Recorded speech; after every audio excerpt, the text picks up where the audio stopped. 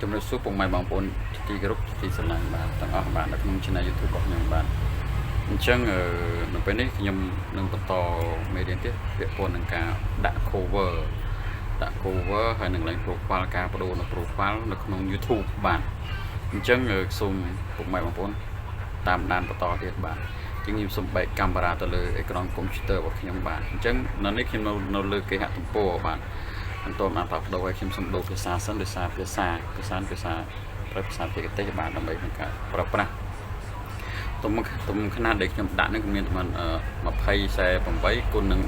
1152 pixel ហើយទំហំវា6 MB សម្រាប់ទំហំຂະຫນាតតូចខ្ញុំដាក់នៅក្នុង cover ដើម្បីបង្កើតនៅ channel របស់ខ្ញុំអញ្ចឹងនេះជា channel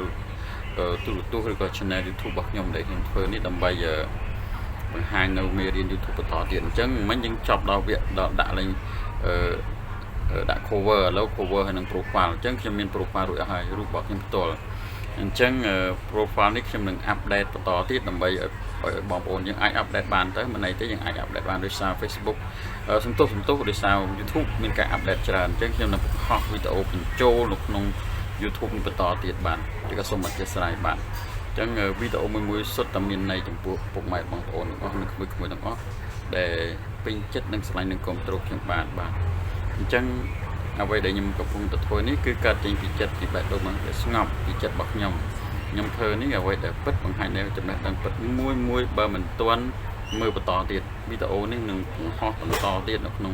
YouTube នឹងបាទអញ្ចឹងក៏សូមពុកម៉ែបងប្អូនបន្តទៀតបាទអញ្ចឹងខ្ញុំនឹងបែកកាមេរ៉ាទៅលើអេក្រង់កុំព្យូទ័ររបស់ខ្ញុំបាទសូមអធិស្ឋានបាទសរសើរសាខ្ញុំប្រើលើទូរស័ព្ទដៃបាទអញ្ចឹងខ្ញុំបែកកាមេរ៉ាទៅបាទចឹងអធិស្ឋានខ្ញុំសូមបិទសូម slow